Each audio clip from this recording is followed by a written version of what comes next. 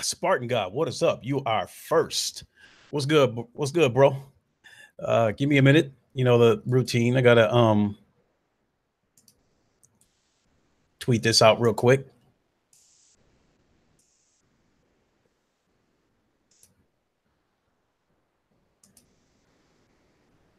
Okay. Well, I had to do something today. Spartan God. It's been about a week. I think since I've done some kind of podcast. Other than being in a PlayStation Plus podcast and a roundtable. But let me get on with the introductions. Yo, what's good, everybody? It's your boy Lincoln Clay. Y'all know what to do. Hit the like button, hit the bell icon. The rest will take care of itself. If you are a new subscriber, welcome to the channel. I hope you are enjoying the content. And so, as some of you know, Sony filed a patent for some kind of new. Let me look at this again. Some kind of motion controller, some kind of finger motion controller. And and I'm sitting here looking at this diagram, and according to some of the videos that I've heard today, Craig Harris, what is up? What is going on? You plan on joining us on the round table today?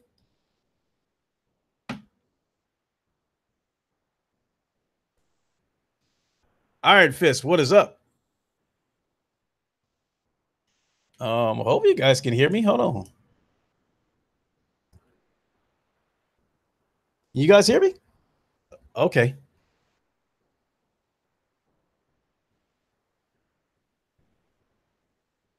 So, all right, let me go back to Ace Mutant. Shoot, Robert McLeod. I mean, even if the PlayStation VR, the next one, had a wire, it wouldn't bother me because the only the very first PlayStation VR that came out, that one was a little bit of a nuisance because it had a lot of wires, a lot of thick wires, a couple of plugs, for go betweens.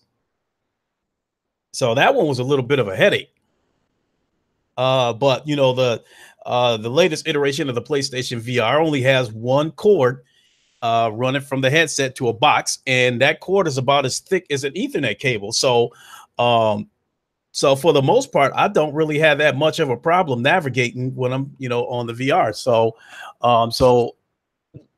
I hope, what I do hope is with the new PlayStation VR when it comes out, if it's going to be wireless, that's cool with me. But I hope they also add like a cable to give you an option to run a cable from the headset to the box that not only gives you a hard connection, but it also acts as a charger as well to charge the headset. Arian Drake, what is up?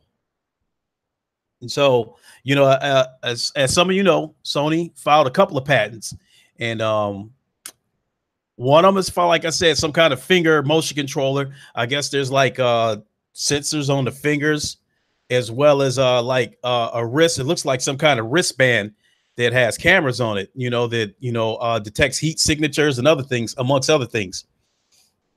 And so, which is cool, but I wonder what that means for the other patent that they filed for that Move controller that was supposed to be pressure sensitive. Saris is great. Yes, I did watch Ryan's PSVR 2 video. Also watched PSVR Frank. He's the first one that I saw. He uploaded a video this morning. Stardust, what's going on? And then Polish Paul also had a video, but I haven't had a chance to watch his because once I got out of work, I took a power nap. I just got up not too long ago. I played Creed and then jumped over here. Jamal Adams, what's up? Robert McLeod, that's been a rumor for a couple of months that the next PlayStation could be wireless. And I've even showed the patent for this headset, and it appears to have a battery pack on it, so it looks like it's going to be wireless. Andre 6K, what is up? So that's all cool with the finger, motion control or whatever. But another thing that's big,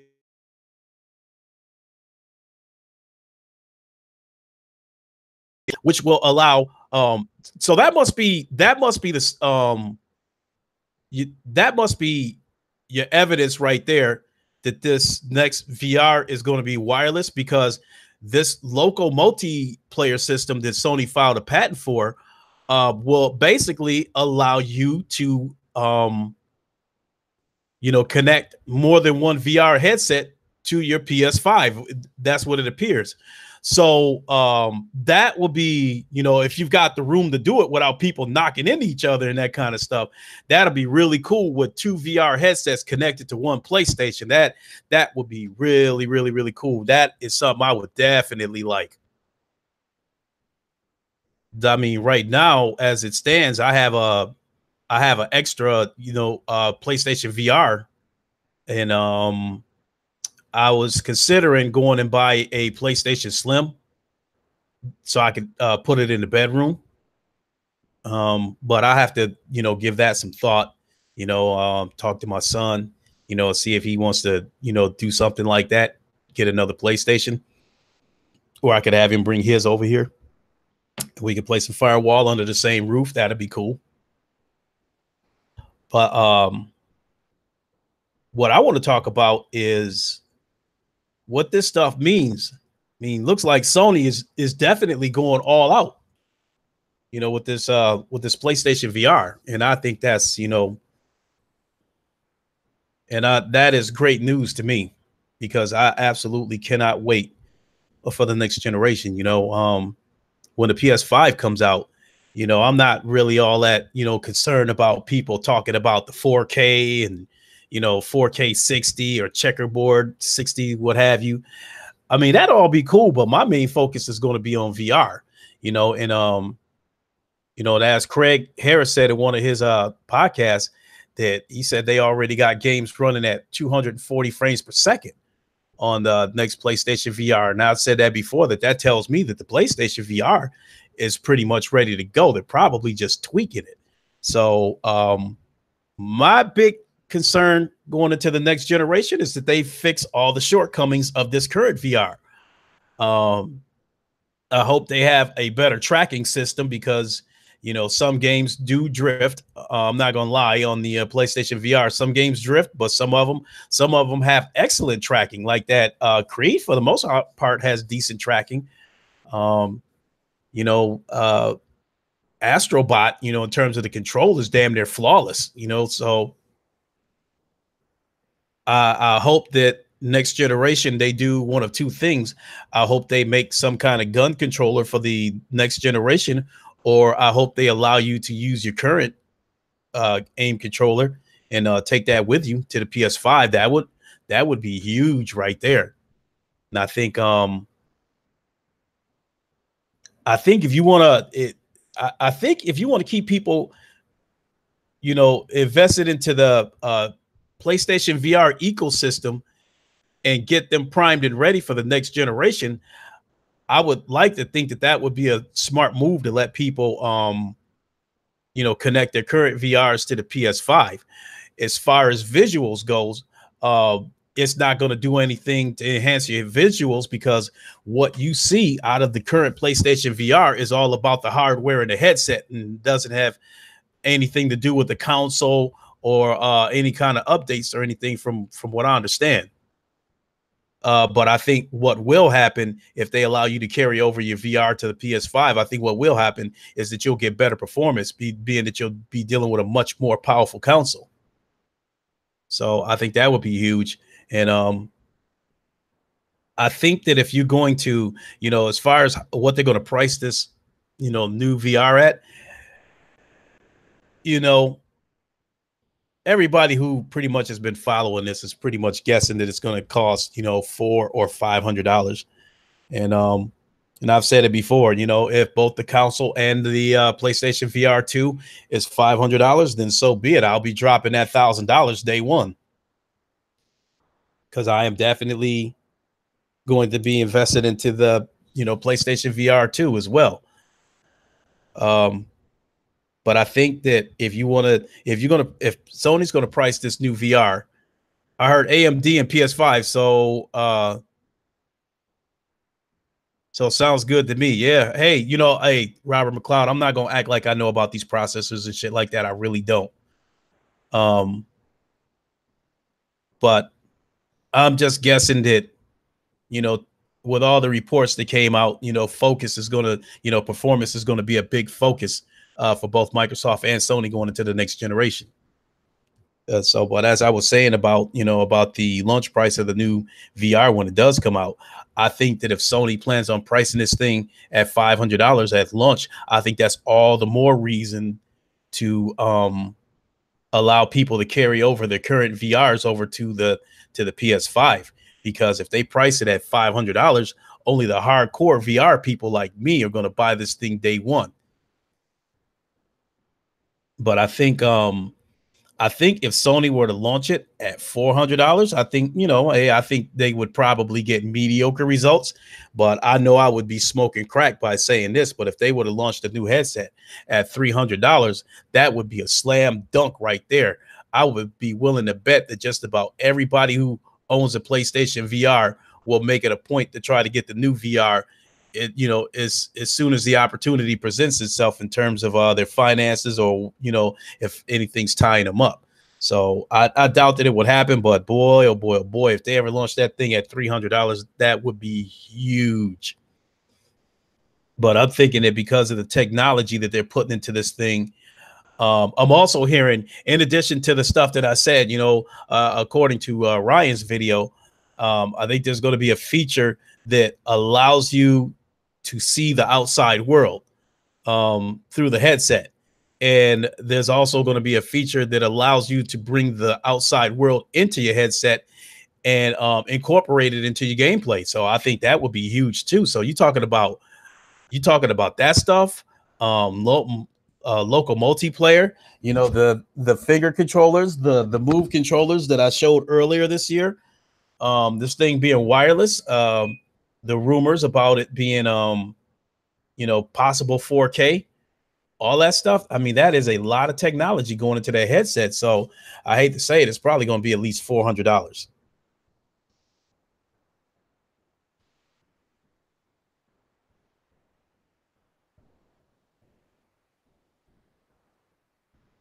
Oh boy. Just got news from Thrash that he can't make it to the roundtable tonight. So we'll have to see what happens there. Robert McLeod, I wish I could say that better consoles they will not charge more, but better tech always means higher prices, sadly. But hey, I know what you mean, but PLO, $400. Hey, the current VR that we have right now, when it launched, if you bought the one that had the move controllers, if you bought that bundle, that was $500, and I paid that $500 day one because my son wanted it, and I got it for him for Christmas. But that was for my son.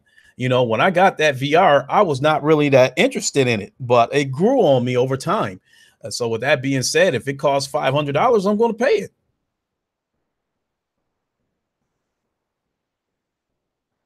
But even the PS5, whatever it costs, $400-$500, I'm going to pay it. I'm going to get it, day one. And as far as the PS5 goes itself, I agree with Sick Humor that he said you get what you pay for, and he said he would rather the thing cost $500 so they don't have any compromises as far as development goes.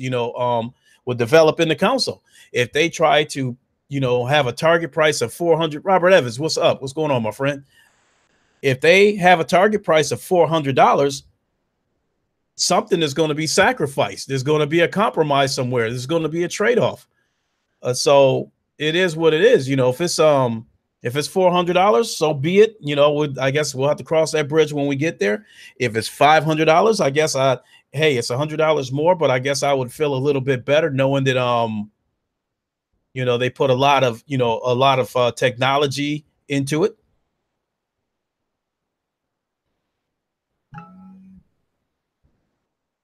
Arian Drake, if you want it bad enough, you're gonna pay for it, find a way to get it. Exactly. I mean,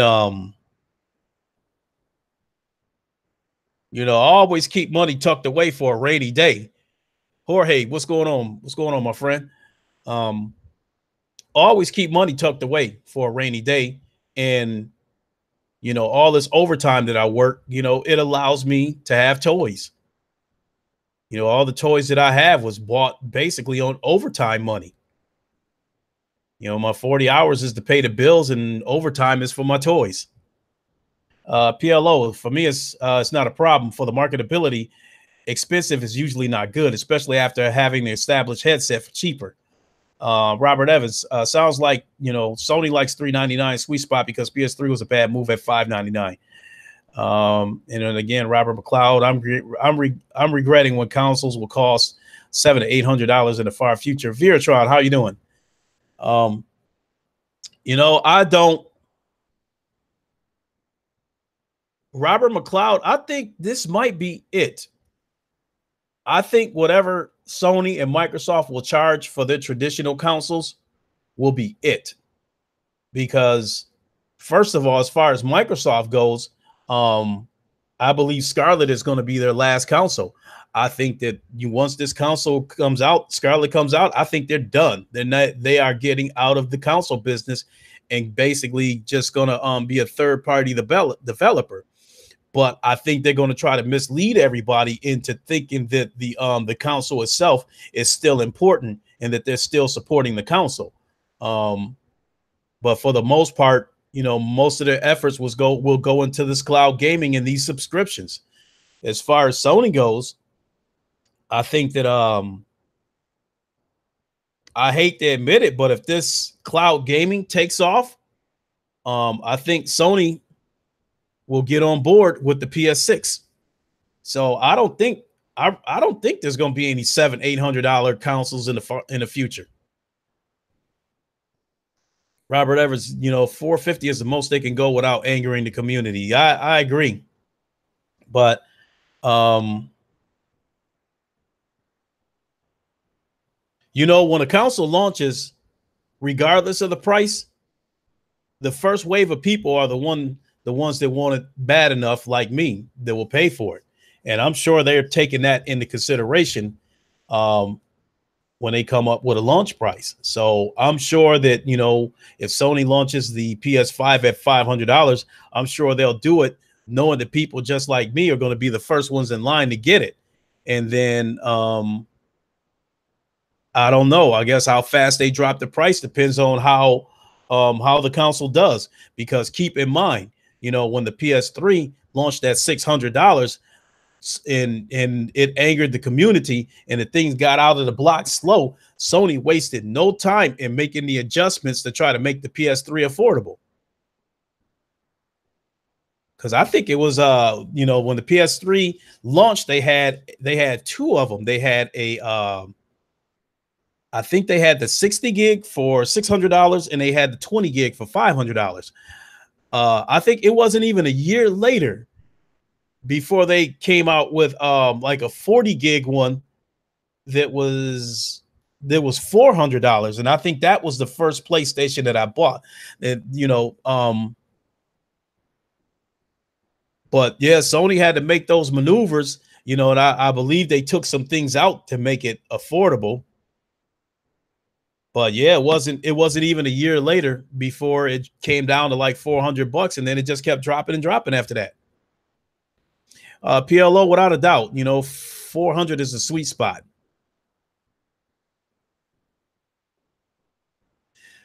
Stardust, you say you can imagine that PS5 being real expensive.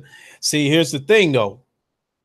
I think it's a given that Microsoft is going to price their traditional console at $500. This generation has definitely shown that Microsoft just can't get enough of pricing shit at $500. The vanilla Xbox One started out at $500 and the Xbox One X cost $500. And they launched other consoles. I think when the Xbox One S first launched, it launched at $400, and then you had that Minecraft Xbox One S that was $400, which I thought was absurd. So I think Sony is watching that. Skip Bayless, Crap Gamers, damage controlling again. I mean, what else is new? So I think Sony is keeping an eye on that because they have to know that $400 was the sweet spot this generation. Because even though Microsoft shot themselves in the foot with that DRM shit, they also have to know that the $400 price tag on their console and with it having more power was huge with them getting a head start on Microsoft. So I'd like to think that they're going to take that into consideration again. And then the other thing to consider is Arian Drake, the quality of the games and the level of quality that we've come to expect is worth the $500 and then some. Mod Razi, stop bothering what Crap Gamer said, then remove it from your recommendation. I don't even think about Crap Gamer anymore because he's gonna do what he's gonna do. No matter what people say about him, he's gonna continue to do what he does for his own personal reasons, whatever the case may be. I'm not even gonna waste my energy, worrying about what he does. I mean, as far as that goes, I'm as of right now, I'm strongly leaning towards putting the X-Dot Awards on hold if I even follow through with it, because a lot of these dudes, Crap Gamer, Code Eastwood, Kid Smooth, all that stuff with all their propaganda and they damage controlling and saying stuff that they know good and well isn't true, isn't even worth my time. So I want to enjoy my PlayStation and look forward to the next generation instead of worrying about why the other side is still trying to fight a war that ended a long time ago. So now getting back to the PS5 and the PlayStation VR 2, I definitely want to talk about what I think we could see in the future. One thing's for certain, Sony, the way they're going all out with these apparent patents for the PlayStation VR 2, I think they definitely plan on bringing us some AAA experiences. I don't think, I'm sure there's still going to be some small games that look like tech demos. There's still going to be some indie looking stuff in there, but I think there's definitely going to be more AAA experiences in there. And I'll tell you a few possibilities. Andre 6K, I think now what I don't know what Sony's going to do with their exclusives in the PSVR 2. I don't know if they're going to build games. Well, they might do both, but are they going to focus more on building games exclusively for the PlayStation VR, where the only way you could play this game is to own a PlayStation VR? Or are they going to do it the way, they did Resident Evil 7, where you have a choice where you could play the entire game flat screen or play it VR? If they go that route, I would welcome that too, because, some Sony exclusives that I absolutely love, I would love it even more to be able to play them in VR. Imagine being able to play MLB The Show in VR. I know somewhere down, not I know, but I believe that somewhere down the road, MLB The Show is going to implement some kind of VR feature, because they've even said it before when the PlayStation VR first came out. They were asked that question if they were going to implement VR in the game, and they said they're looking at every possible angle. So yeah, that's something that they would explore. I would think that it's just not possible right now because of probably because of hardware limitations. But I would like to think the next generation, that's not going to be an issue. That I don't think they're going to be limited by the hardware. I think they're only going to be limited, as far as the exclusives go. It's going to be simple. If Sony green lights it, then there's going to be some VR on this. But as far as third party developer goes, I think whether they take advantage of it all depends on whether they think there's a market for it. Robert Evans, you said Activision is going to want in on this on the next gen VR. I mean, to some degree, they took a small dip in it. With one of the Call of Duty games. I think with the Advanced Warfare or whatever, one of those games, they had a jackal mission in VR. So I could definitely see them, trying to get involved in VR a little bit more.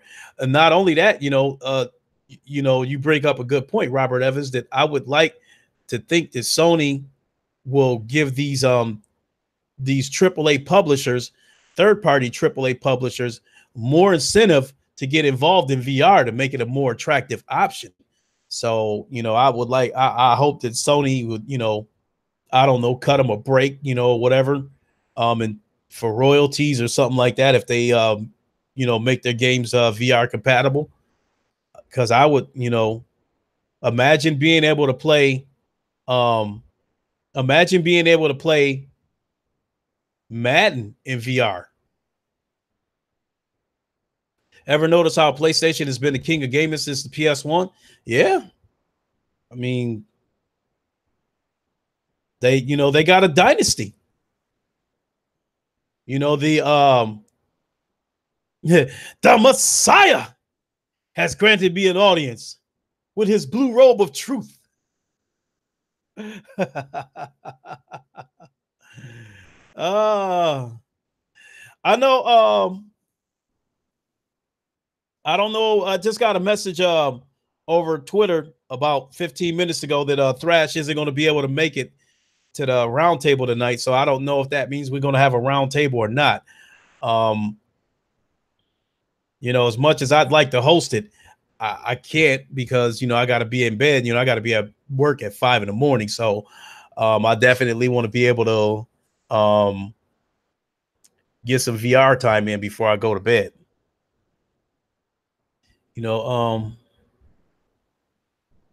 Attila the Fun Jr. What is up? Skirt. He said PlayStation is a king. They are gods.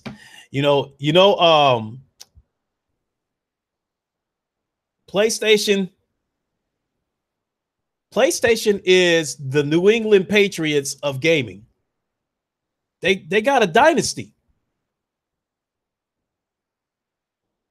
Okay, Craig, that's where I was going with that. I know you're not big into this VR thing, but heck, if you want to jump in and talk about it a little bit, I'd love to have you in here. So with that being said, you are in the proper flight pattern to enter the Invisible Dome. You can enter into the Invisible Dome through Sector 21.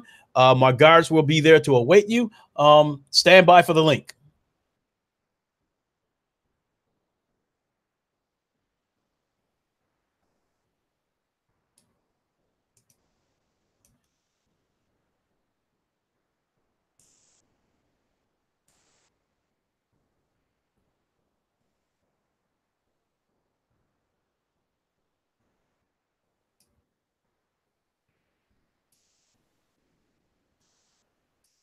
All right, Mr. Messiah.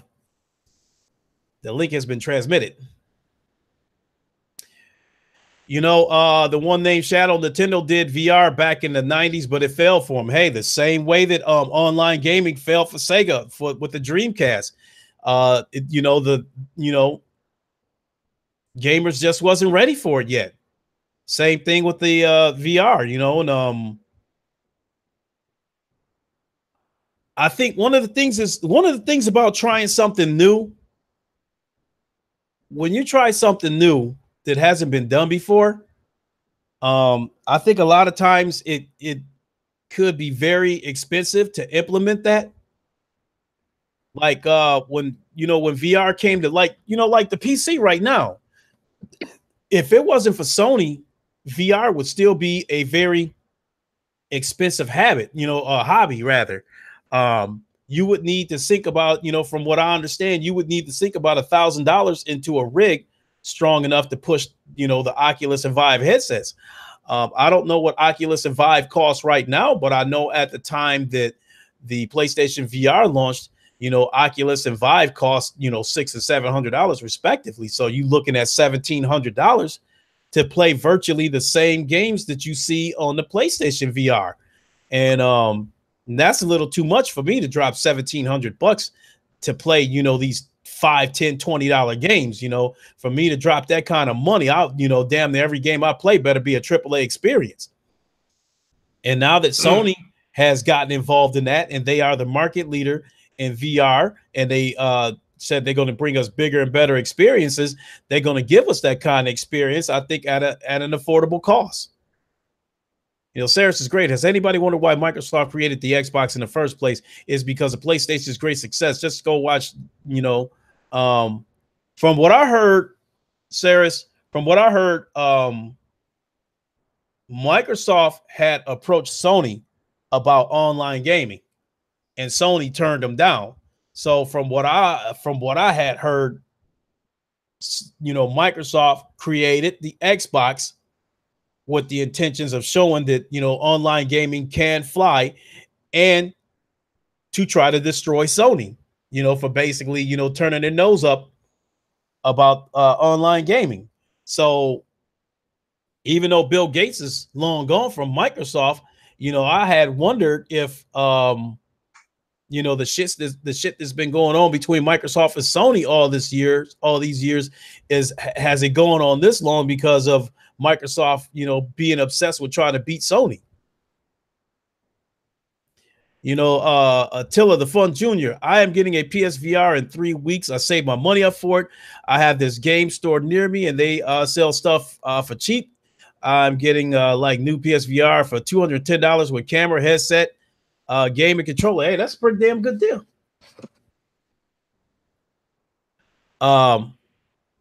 What game should you get? Now, you're gonna have to spend a little bit more money, but I think the one game that is a must, if you like first-person shooters and you like Rainbow Six, Firewall is a must, but you will also need the aim controller. If you buy the aim controller by itself, it will cost about $50. You can get the Firewall bundle with the game and the controller for $80. That is definitely a must-have. You will, if you like first-person shooters, you will absolutely love Firewall. Oh, Ryan the Professional, without question, I'm hyped for that VR, because I think out of between you, me, Sick,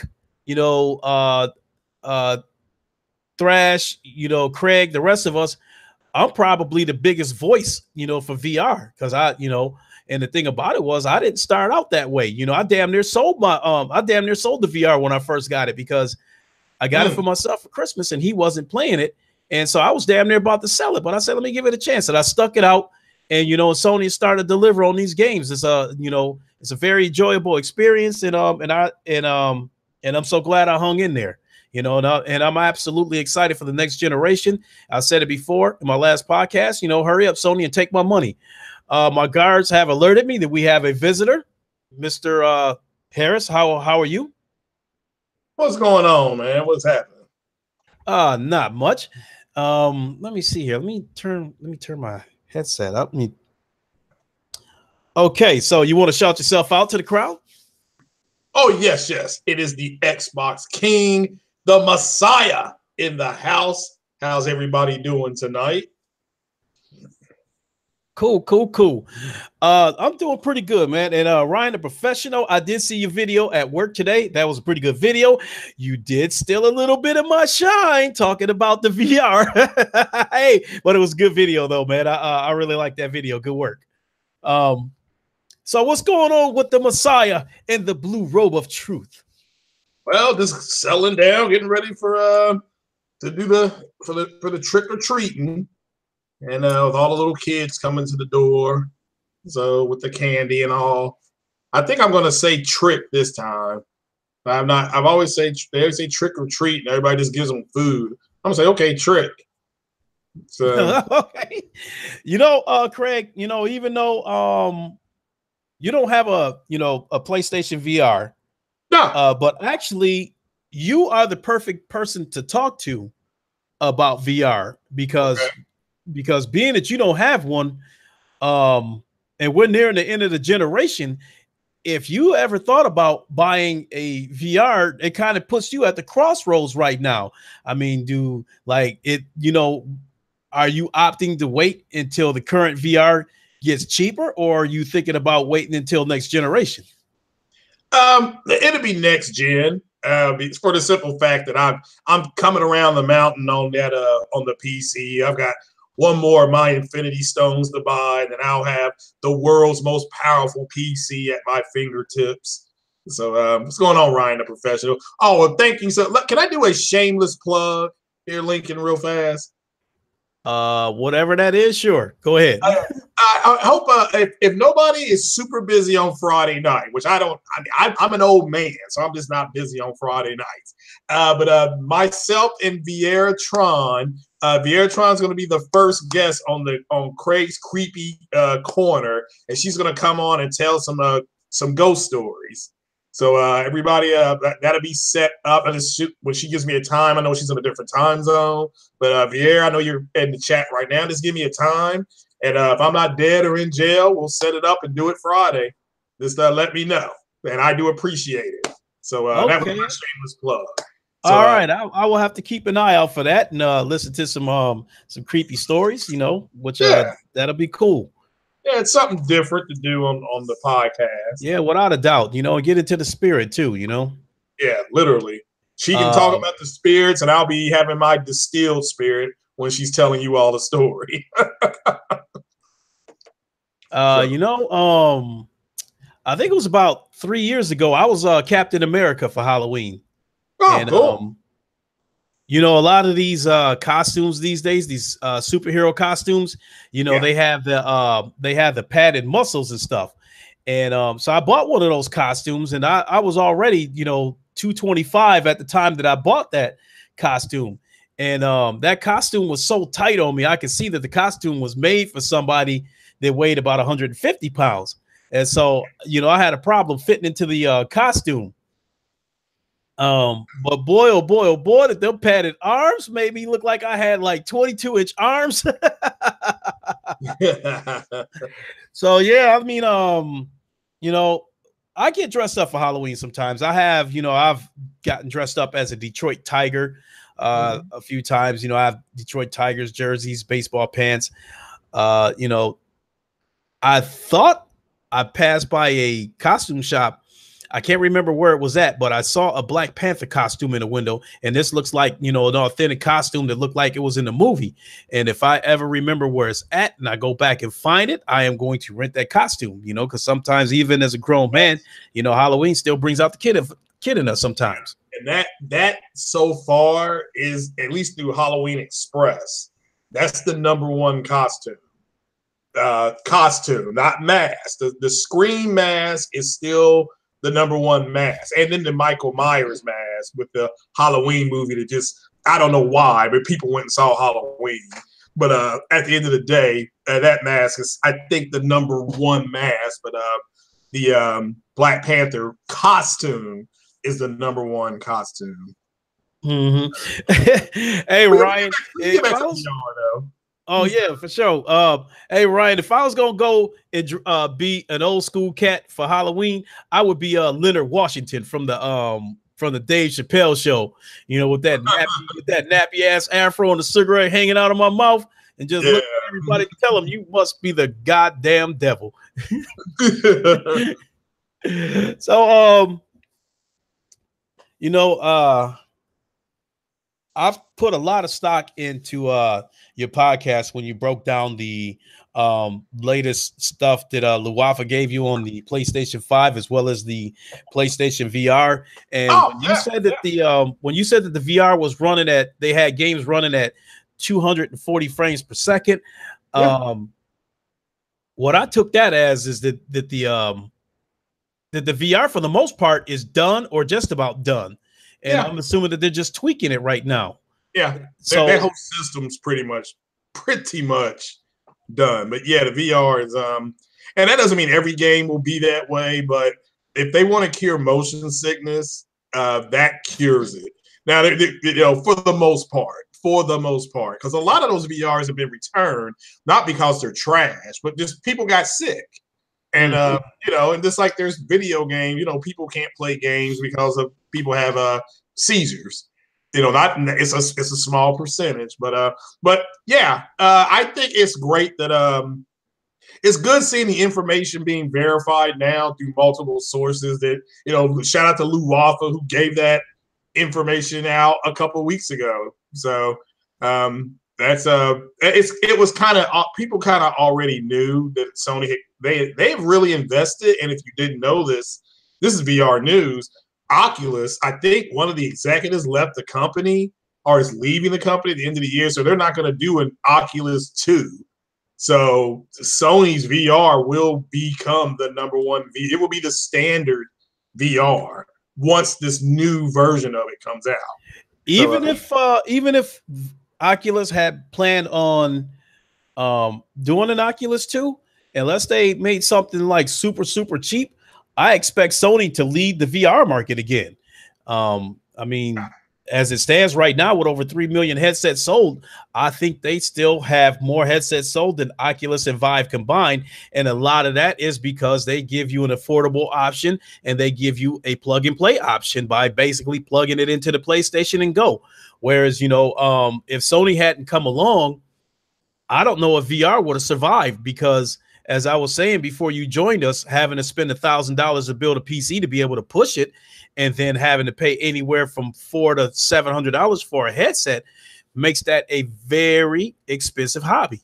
So yeah, I mean, you can get a 480. I mean, I know we don't. This ain't PC related, but I think the 480, the AMD 480, it can do it, and that's a fairly inexpensive GPU. But overall, you're right. You're looking at, to do it good, you're looking at a minimum of a stack.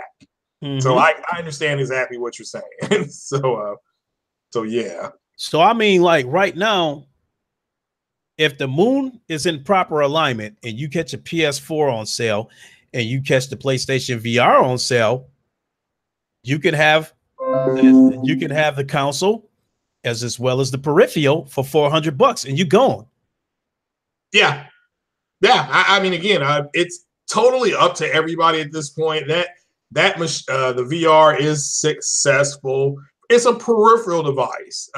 Like shout out to Randall Thor when he was able to come on to the podcast. He was mentioning this. It's a peripheral device that they prefer you have a PlayStation Pro to run it on. And it's a successful device. So, and they're looking to improve it. Sounds like they have. So, you have more to look forward to. And if they're going to improve the technology, they're going to have more games, coming out for it. So expect more games on the production value of Firewall. Stuff like that. Maybe they can get Frontier to do Elite Dangerous in VR. Because it's in VR on PC. I would love to play that in VR. So. Hey, I like just about anything in VR. And I definitely want to speculate some of the things that I think, some of the games that I think we could see in VR, next generation. But before I do, the title of this podcast, about the PSVR 2 being Sony's ace in a hole, I think this PSVR 2, depending on what kind of content is available, what direction Sony wants to go in terms of what kind of bigger and better experiences they want to deliver, as well as the price, could make all the difference in whether there's a disturbance in the force in terms of that peripheral, depending on all those variables that I just mentioned, can make all the difference in whether somebody decides to buy a second console or not. Sure. Yeah. I mean, when you think about it, I think you've said this according to your sources, and I think Foxy Games has said this as well, that both the traditional console for the PS5 as well as Scarlett are pretty much going to have the same specs. So it's going to all be about content. So with that Well, being they're going to do said, the same things. mhm. They're going to do a lot of the same processes. So PlayStation is going to have better specs, right. So but even if they same both do the process. same thing, it Yeah. still, it still helps me, make my point that if I Mhm. buy a PS5, why, in my opinion, I can't see buying the Scarlet, because Right. a lot of the same games are going to be available on both consoles. And I don't think, even if Microsoft plans to make an honest effort to put out compelling content, it's not going to be, I don't think we're going to see it until like 2021, 2022. Yeah, that's fair. I mean, I've And, said before that it depends on which. Look, shout out to Matt's Gaming as well. I was listening to him earlier. He did an upload earlier. And the bottom line is, here's the way I'm really looking at it, is that, look, if you think that Ninja Theory and Obsidian and Playground, again, shout out to all those devs at those studios. If you think those studios are going to come through and there's nothing wrong with that, that's fine. But then that's what I would just get I would get an Xbox.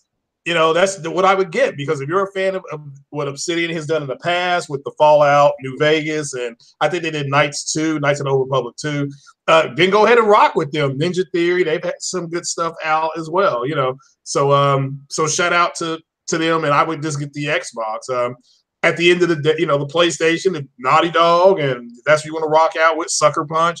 Like you were saying, yeah, this whichever studios you feel you're the most comfortable going with, there's your first purchase. Doesn't mean you won't go back and get an Xbox or get right. but or go out and get But a Xbox first and get a PlayStation 5 later. But there's no doubt in my mind there's going to be a lot of people that's going to get a PlayStation over the Xbox. The question is, Yeah, I agree. when it's time for them to add to their experience, and they've got, say, $500 laying around, Mm-hmm. I think that the PSVR will put them in a position where they have to, really think about what they want to do. Do I buy the Xbox Scarlet, or do I buy the PlayStation VR? And Yeah. And I think based on the signs, the smoke signals that we're getting, Mm-hmm. I think next generation is going to be a repeat of this generation in terms of in terms of what Sony and Microsoft is offering.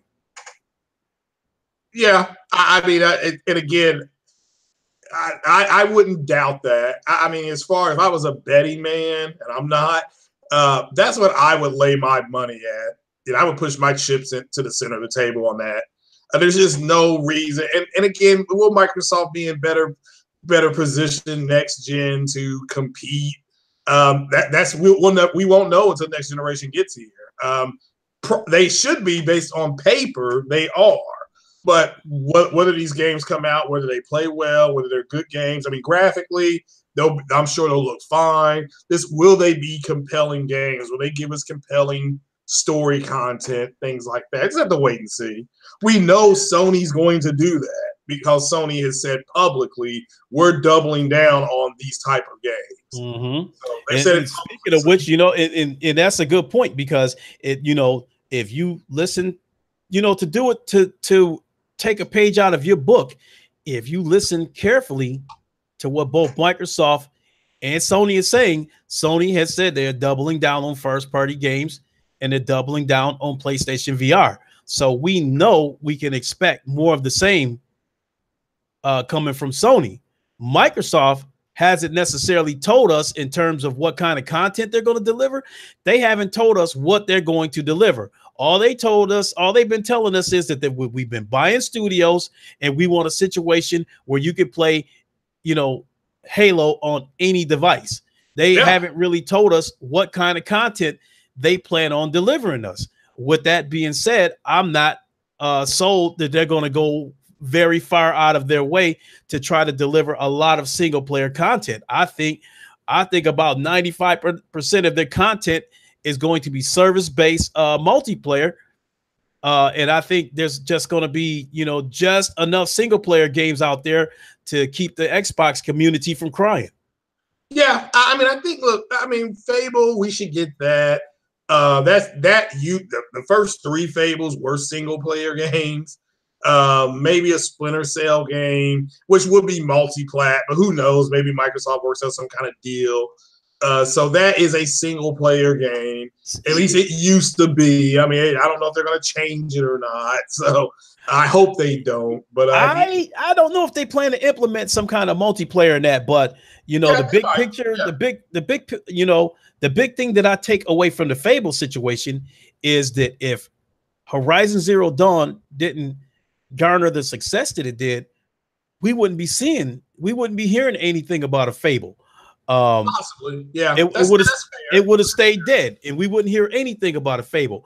But Microsoft went out of their way, in my opinion, to let these leaks out and let these rumors out that they are working on Fable, or that this studio may be working on Fable, and that kind of thing. And I think that's a PR move to keep people vested into the ecosystem. You know, for with the belief that Microsoft is going to give a bigger effort on single player content, which I really don't think is going to be the case. I just we know about Fable, but what other single player content have we heard about? Oh, well, again, we'll just have to wait and see what these studios are working on. Ninja Theory they made a quality one single player game with Hellblade, so we'll have to wait and see. Maybe they do a Hellblade Part 2. Just have to wait and see. So the main thing is that I understand what Microsoft is doing. They're really wanting three studios to really rise up to the top. Whether they don't care who it is, they've got to get studios that can give them their Last of Us type of game from a studio that only you have to have their device to get. They need a Sucker Punch type studio. They need a Guerrilla type studio. They want one of these studios that they have to be those 2 to 3 studios. So we'll just have to wait and see. Yeah, I've always said with Microsoft, and it's just to wait and see what they're going to do. They're telling us what they want. So we'll just have to wait and see if they run out to implement it. Shout out to Sick Humor, because I think he said this morning that Hellblade is supposed to allegedly have a physical release. So if they release it physically and it comes out on the PlayStation, you very well, when it comes on, there's a possibility it will say Microsoft Studios on it. There's a possibility. That's if it comes to the PlayStation. So, and again, I'm going to buy it physically, because I did enjoy that game. Which console will you buy it for? Huh? Which console will you buy it for? Oh, for the PlayStation. Okay. Because if it says Microsoft Studios on there when it comes on, I would be on the floor. That alone is worth buying it. It's if it comes out physically. It may only come out physically for the Xbox. So, but if it comes out physically for the PlayStation, I'll be on the floor. Like, I would literally be on the floor laughing, you know. So, and the physical release is probably going to outsell on the PlayStation. It's probably going to sell more on the PlayStation. Let me take a second to respond to PLO. He says he wants Grand Theft Auto in Grand Theft Auto 5 VR. You know, with the next generation PLO, hey, don't rule that out, because I don't, as I said before, I think next generation, when this next iteration of the PlayStation comes out, I don't think the developers will be limited by the hardware. I think it's just a matter of whether they think it's a healthy market for them or not. And that's why I'm hoping that Sony will give them incentives to get more involved in VR, you know, maybe cut them a break on the royalties or something, you know. So I hope Sony is working on that to try to, you know, give EA, Ubisoft, Activision, whoever, more incentive to get involved in VR, because that's what I would love to see next generation, is more third-party games like Battlefield or Call of Duty be in VR. Because as much as I don't really care for VR, Call of Duty, if they did it in full-blown VR, I would buy it.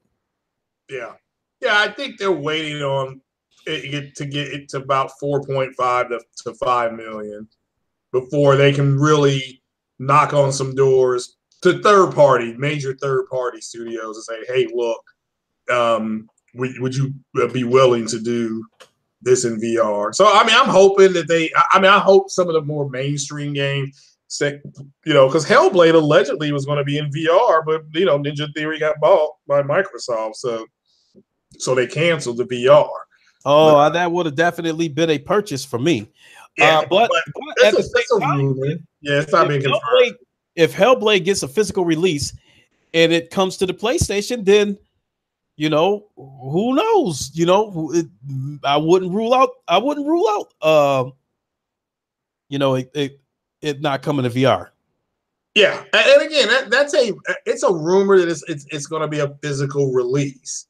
So wait and see, and then the physical release could happen, and it only be on the on the Xbox. Mm-hmm. They get to say, no, we're going to release it physically for Xbox only, which makes sense. It's an Xbox studio now. It's a Microsoft studio, so just have to wait and see how that happens, if anything happens. But if they release it physically for the PlayStation, it's at the bottom. It says Ninja Theory and Microsoft Studios on it. That alone, you all don't even have to open it. Just have it, because that will be a collector's item.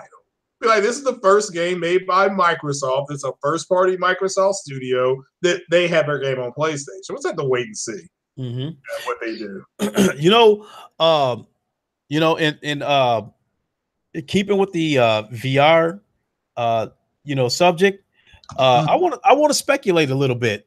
Yeah. Because that's the one thing, even though I'm not a big fan of Randall Thor, one thing I do like that he does is he likes to speculate. Yeah. And I like to speculate too. Mm-hmm. So I want to speculate a little bit about what games could possibly be on the PSVR next generation. Oh, okay. And I think that if Sony plans on launching the PSVR 2 day and date alongside the PS5 console, I think one of the games that we could see in VR could be the next possible Killzone iteration. Very good chance. I could see that. Well, the new GT is coming out next gen. That's a given. To me, that's a given because they won't be limited by the hardware, because I think that's going to be a given that's going to be in VR. The only thing that's going to make, separate the new one from what we got right now is that they'll have enough power hardware wise to do the multiplayer right. We won't have this situation where I'm running around on a track by myself. Yeah. And which I think's unfortunate. I've always thought it'd be cool if somebody could be in VR and then somebody else just be regular, and it can be streamed like that. But yeah, next generation, that in theory would be possible. One of the Battlefield games could be in VR. The Star Wars game that Respawn's working on, that very well could be in VR. Or have VR-based missions. So that's what I a good horror game. There's no good horror games in VR.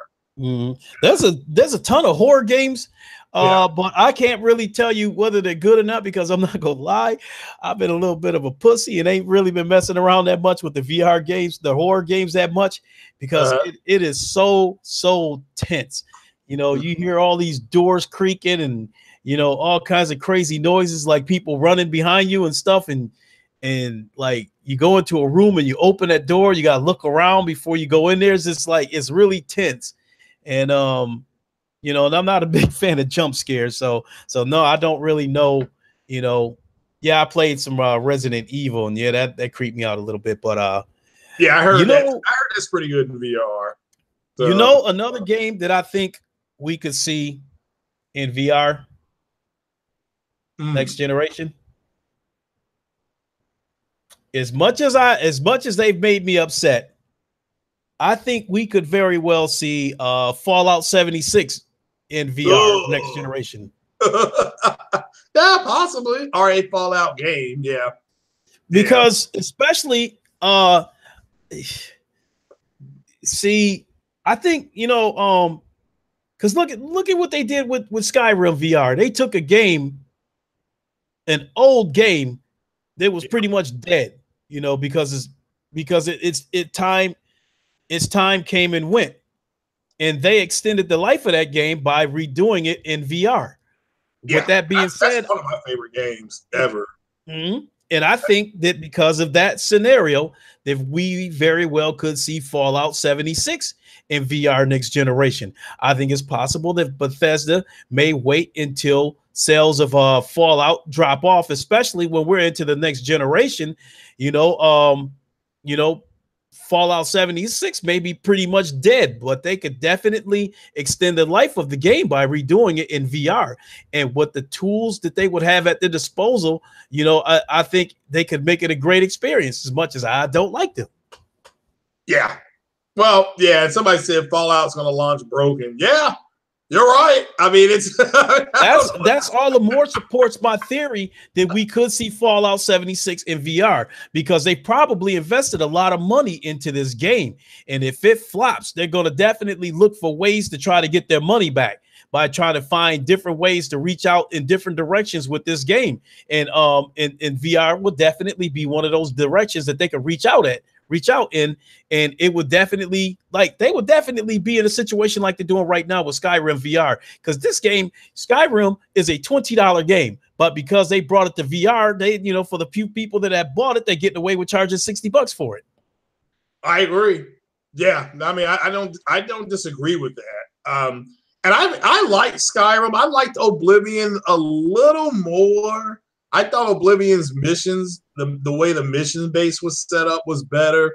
Skyrim was a little bit all over the place. Shout out to Fatal Mephisto. I do agree with him. But the dragons, you can't, the drag, and I like that kind of stuff. So I'm like, wow. And you just don't have to go to a certain spot where the dragons will be there. They're random. You just be walking. All of a sudden you hear these wings, like, uh-oh. Either you can go hide or something, like, what the hell is this? But yeah, no, I thought Skyrim in VR. Shout out to I think it was J-Dub City. He was playing it last year. He played for about an hour in VR, and I was watching him just to kind of see what some of the differences were. And it looked fun. I mean, so he's having a good time. So I have Skyrim in VR. I picked it up on sale at Myers for $20, which I thought was a good deal. And I played it for a few minutes, and it was okay. And actually, I had planned on going back and playing it some more, but that was until Bethesda tried to get Sony in a stranglehold by issuing a threat with the crossplay. And that kind of turned me off. Yeah. Well, again, I mean, Bethesda just wanted to do Microsoft's bidding. The thing that pissed me off about that whole fiasco was Mike Ybarra saying that his statement of Sony's not listening to the gamers everybody wants. Oh, that burned me up. I literally wanted to choke that dude. Yeah, and I tweeted him saying, "Man, that's arrogant as hell to think that you know more. You as an executive, you don't know as much as their executives know." That's it. So this smacks of arrogance. And then within, I think 72 hours after that, they said, "Oh, well, yeah, Fortnite we have it on crossplay now." And I've not seen anybody talking about it. It's like, as soon as that happened, it was a dead issue. It was a story for like a day, and now it's a dead issue. Like, nobody's talking about it because everybody's playing that Black Ops 4, whatever it is. So, and because nobody's playing that anymore. Fortnite is like gone. Mm-hmm. So, just we weren't talking about. Well, that was something that was inevitable, because Fortnite, I think the biggest reason why Fortnite is way more successful than PUBG is because PUBG runs like shit. Well, yeah, I don't disagree. So It was only a matter of time. To me, the first AAA publisher to come out with some sort of battle royale that runs good, has realistic graphics, it has blood and gore in it, will be the one that's gonna come to the forefront on the battle royale stage. Yeah, well, H1Z1, it runs. I mean, it got to what, 9 million players? Yeah, but that was a free game. But the trade-off was it had PS2 looking graphics. Oh, well, that's true. But again, it was I mean, I just watched it because I was like, because that's green smoke. and I'm that's the only reason I'm playing. I don't even care. You know, if Red Dead Redemption, which I'm not sure I'm going to buy at day one, but if they would have put some sort of battle royale mode in that one, I would be curious about it. Playing playing a battle royale in a Western setting, in a Wild West setting. I would be curious. Game looks great. I saw that game this evening. Somebody had the $100, so they were able to get it early. I don't know what version of this they got. It's got, because it came with like 4 different versions. And thanks, VR. I appreciate it. And so yeah, if you would send that, and then we'll announce it. I'll put it on Twitter. Hopefully, some people can join us Friday. But that Red Dead looks outstanding, and this was on the PlayStation Pro, and it looked outstanding. I don't know what resolution it's running on, but I saw him playing it for like 30 minutes, and I'm like, Jesus, this looks good. I mean, I'm like you. I'm probably not going to buy it Thursday night or whenever it comes out. Thursday at 9, I think it comes out. So, well, what I will try to do is try to rent it this weekend, because that's what I did with Battlefield 1. I was rent it where? Family Videos. Oh, okay. Let's say, yeah. I don't know if you ever heard of them, but here in Western Michigan, in the Grand Rapids area, there's a few Family Videos around, and they do get a lot of games day one. And a game like Red Dead Redemption that they know is a long-awaited game, a highly anticipated game, I would like to think that they will have a few copies of it. Yeah, don't call me Danny. Definitely, Redbox is definitely an option. Redbox is going to have it. Are they going to have it? Redbox? Yeah. I don't see why they wouldn't. Oh, okay. I mean, because I just took back that Sicario, that second movie, when I just looked at not only that, you can go to the Redbox website, and whatever it is you're looking for, they'll let you know which Redbox machines have it. Oh, well, I mean, again, I didn't know. I mean, like that day we played, that day we played Madden against each other, and I streamed it. I rented that from a Redbox. Oh, that's right. Yeah, I remember you said that. And rather than go on a wild goose chase and drive all around town to try to see where it was at, I just went to the website, and it was like, okay, the nearest one is at this location. I drove down the street, and there it was. Yeah. Now, is Red Dead? This is for the chat, and maybe can you buy that Thursday at 9 p.m.? Or do you have to wait till midnight? Are they doing it like the Spider-Man launch? Because Spider-Man, I literally got off work at 7:30, went to I went to GameStop, finished paying off my Spider-Man, came home, took a shower, right back to Redbox and got in line. Or GameStop and got in line. I don't know how that's going to be done. I really don't. And because I know that I won't be buying it day one. I will try to rent it this weekend, though. Mm-hmm. It'd probably be tough to get. That's all I can say. It may not. I don't know, because because being that this is a highly anticipated game, Family Video will pretty much be prepared for it, and they will have several copies of the game. Now, don't get me wrong, it still might be all rented out, so I might be too late or whatever. But you know what? Now we're on that subject. I will call them tomorrow. Yeah. And see if they're going to have it. And if they do, I may have to arrange for someone to go and rent it for me. Because I'll be at work when they open. Yeah, I mean, I don't know what resolution. And again, this my friend Danny, he goes in and he messes with his settings on his TV. So yeah, it's I just went to the Redbox site. It's still pulling up stuff, but it looks great. I mean, what he had it running on and he had it running on a Vizio 4K. Mm-hmm. I'm sorry, the TCL 4K TV with HDR, and it looked fantastic. I'm like, Jesus! I mean, you walk in, it looks like a real Western. I mean, I thought he was watching like a old Clint Eastwood Western. So, I haven't had a chance to see any of this leaked footage of Red Dead. So, is the game in third person or first person? He was playing it in third person. At least what I saw, but he was on a horse, so that was in third person. Okay. because I was going to say that, for the next generation, I wouldn't mind seeing Rockstar extend the life of Red Dead by bringing that to VR. Well, I can't. That's actually a pretty good one. Okay, I do not see it at Redbox.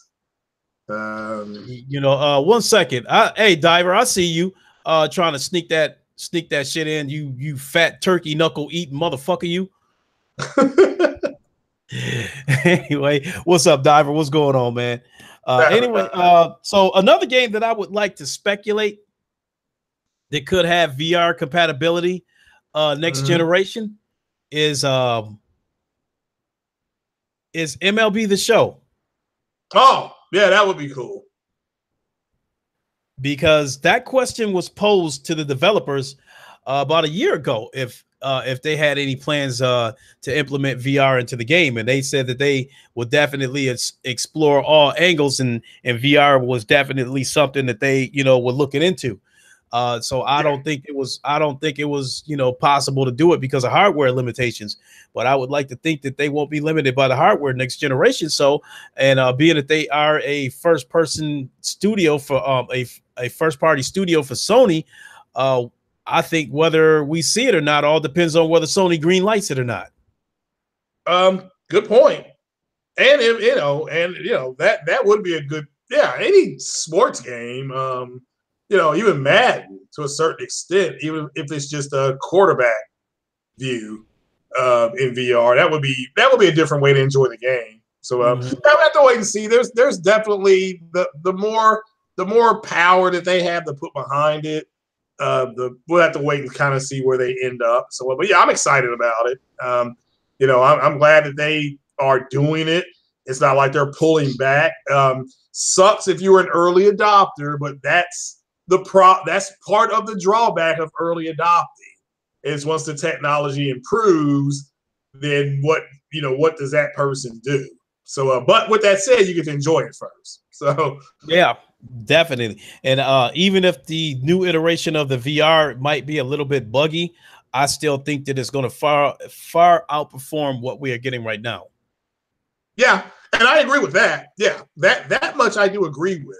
And because what people are really looking at is I think the game Control is coming out with Remedy that may have a VR mode on it. So look for that. That may have some VR on it. But at the end of the day, yeah, I just think that Sony really did a good job with the VR. But it's just not a whole lot out for it. It's like these cookie cutter games. The games are getting better.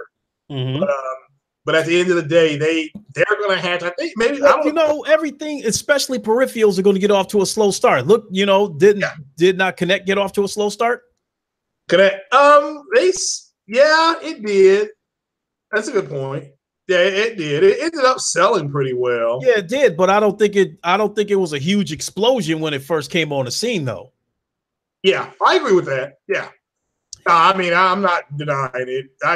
I'm glad that it's done well. I certainly hope that they're going to have to get some, even if it's one major studio that can put out maybe 2 VR games a year, to put some weight behind it. But I think they're waiting till next gen to do that. That's what I believe is going to happen. And Lunkin, what is up? Desmisi, what is up? And Ian Robinson, please forgive me for taking so long to acknowledging you. How are you doing, my friend? But I think next generation, I think that is something we are definitely going to see. There's no doubt in my mind that I think Sony is going to have one of their first party studios make a game where, you have an option of playing it, flat screen or VR. And I think Guerrilla Games might be the ones to do it first. I think there's a strong possibility that they might be working on a Killzone with a VR, with a VR option. Assuming that Sony wants to launch this VR, day and date alongside the console. Yeah, and that's one of the things I think that the Killzone, because when the PS4 launched, Killzone I think was a launch game. It was. So there's no reason to think that they won't launch with another Killzone game. There's just no reason. I mean, don't get me wrong. I've not seen them say we're bringing in more people to help develop more open world stuff. That doesn't mean that they're not, but I just think people got to remember Horizon Zero Dawn. It's only 2 years old. I mean, it's 2 years and a few months old. So it's still there. I think it came out. Was it 2016? It came out 2017. How about that? How about that, Craig? How about a VR mode on Horizon Zero Dawn 2? Oh, well, it'll be fun. I mean, at that point, I'd be mad if I don't have it by then. But the Horizon came out, was it 17 or 16? Now I can't remember. I think it was 16. What, 2016? Yeah, I think it came out like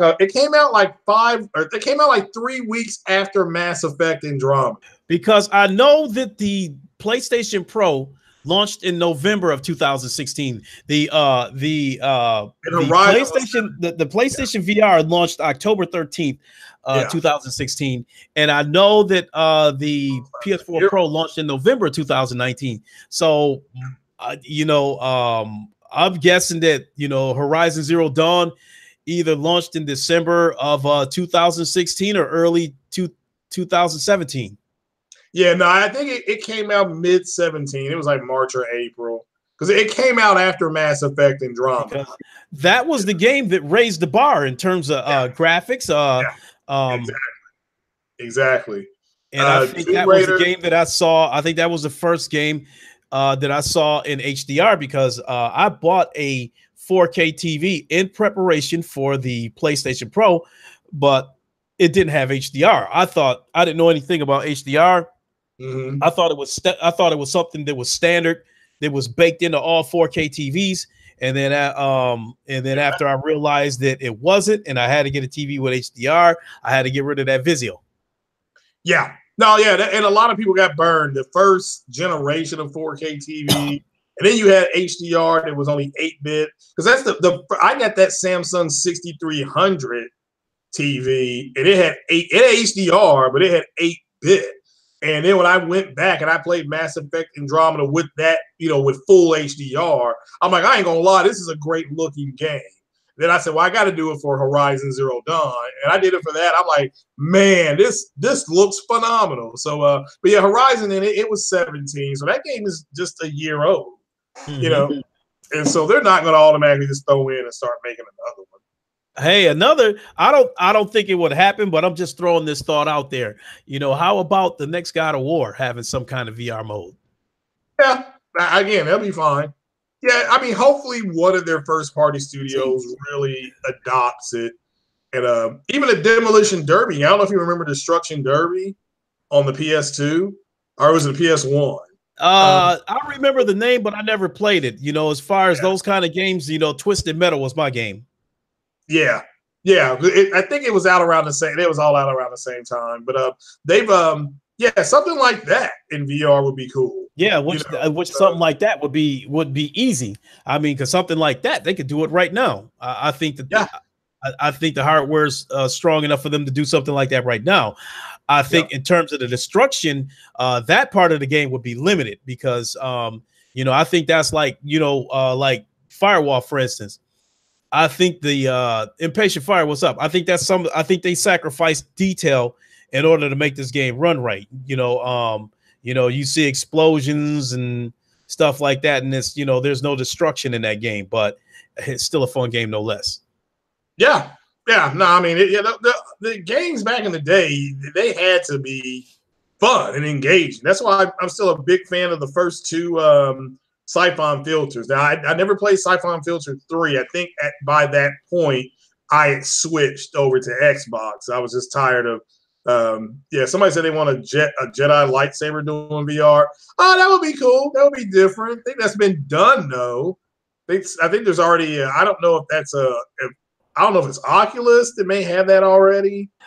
They have, something like that, but I don't think you could play against live opponents. Yeah. But I think they do have some sort of lightsaber game where the game does come with a lightsaber, and I think you are Kylo Ren or something. You can choose to fight against 3 or 4 different people. So hey, but PLO, something like that, definitely next generation. I can definitely see something like that. happening next generation. You know, I don't know if they, you know, if Lucas Arts or Disney would put them through hell to do it, but I could see something like that happening. Yeah. And somebody said that shout out to Robert McLeod. He said he turned on his S and said, would you like to turn on 4K? Well, again, the Xbox One S and X, if you all are playing backwards compatibility games, like the older games on the 360, you should output your Xbox to 1080p. And if you're on a 4K TV, just let it upscale to that 4K. Don't tell your Xbox to output at 4K. Tell it to output at 1080p and let it upscale to 4K. That's what your TV, you get a really, just trust me. I mean, I play Mass Effect all the time. And so, I mean, everybody knows that. So, and I'm playing it on a dynamic setting on my Samsung TV. So I get that bright, vivid color, and it looks fantastic. I mean, I ain't gonna lie to you. So, but that's, if you have an S or an X and you're playing the old games, make sure you guys are outputting at 1080p. That helps. I mean, don't let these idiots tell you anything different. No, that's not me hating. That gives you the best output picture because you're 1080p, you're getting full HD, then you're getting that 4K upscale. Looks fantastic, guys. Looks fantastic. Whoa. I just not to interrupt you, Craig, but you know, this alert has been there for a few minutes. But Zaire is live right now, and the title says Xbox lifetime sells 36 million with a question mark behind it. Yeah, that's, again, a few months ago, it was at about 34.8 million. I want to say it was at 34.8 million in March of this year. So, I mean, again, not a surprise. It's kind of right where I thought it would be. But, you know, in past podcasts, whenever I was speculating where they were sitting at right now, I would say 37 or 38 million because I was just being generous and trying to give them a big window. It's 35.6 million. It is rounding it up to 36. They're at 35 points. And that's, again, they've moved more consoles in the last 5 months than expected. Then that basically means that the PlayStation 4 has outsold the Xbox One almost 2.5 to 1. Yeah, and that's why Microsoft is doing a service-based console or service-based stuff. Yeah, so with those numbers right now, for every Xbox that is sold right now, 2.5 PlayStations get sold. Roughly, yeah, and it increased with the Spider-Man game. Spider-Man was a system seller. That really blew the doors off their competition. So Nintendo Nintendo and Microsoft just got out of the way. I've said this before. Just get out of the way. It's like if Marvel wants a movie release, if Disney and Marvel are trying to reserve a release date for a movie, and you got a movie coming out, just get out of the way. Yeah, just get out of the way. Do you I know we're jumping around on subjects a little bit, but I'll definitely come back around to this VR thing in a minute. But while we're on the subject of the Switch, some people have said that they think Microsoft is trying to end the generation as soon as possible, so the Switch doesn't pass them. Well, I mean, once the consoles are out, they're out. What I'll tell everybody is that anybody who is invested in the console war, everything is a versus. So Xbox Scarlet versus PS5. What will dominate next generation? Those are people that are really interested in the console war. But now the Switch there were some independent analysts who thought that Switch would pass them. Yeah, because Switch is already at like 18 million or something like that. So they're already halfway there to what Microsoft's total is. So yeah, you could expect them after Switch releases a Pokemon game, of course.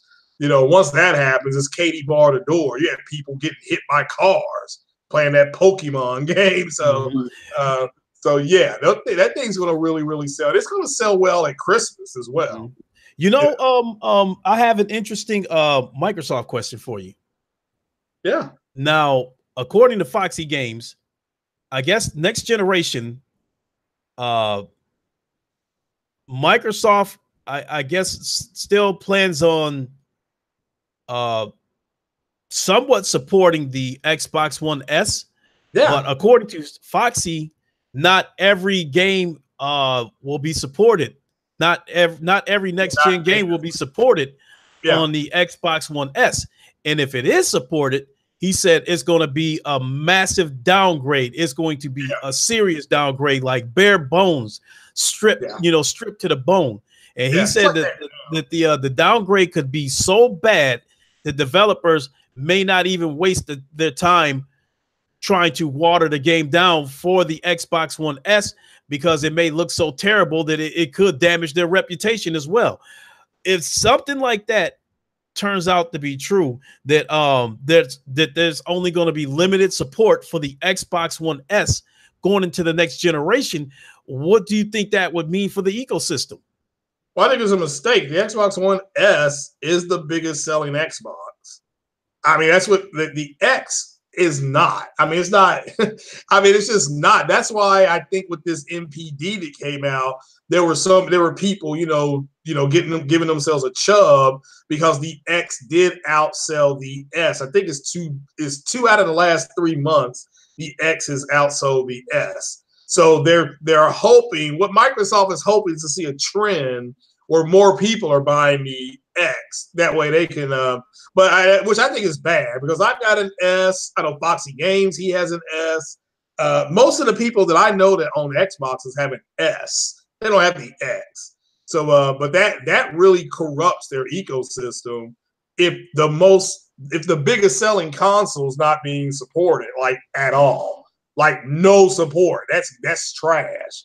I mean, that is straight trash. So yeah, I mean, it's the same with Sony's got a similar problem with the Slim, but they have at least come out and said, look, we're no longer going to manufacture the Slim, and that the Pro is going to be the default first console.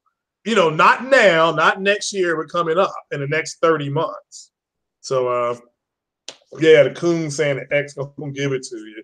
Yeah, I'm still waiting on that. Got one sitting right here. It was supposed to give to me, so. But yeah, it's unfortunate that that's the way it is with I hope he's wrong. Let's put it like that. I don't think he is, but I hope he's wrong. So that's my take on it. It can fracture their ecosystem, which that's why them going service based. Hopefully now people can start to understand why they're doing it.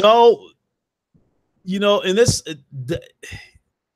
the fact that the Xbox One X is still $500 to me, is the proof that Microsoft don't care about the consoles, and that they still that the service, this subscription based shit is their main focus. Because if they really wanted to move some of those Xbox One X's off the shelf, they would have knocked that price down by now. Would have been some kind of permanent price cut.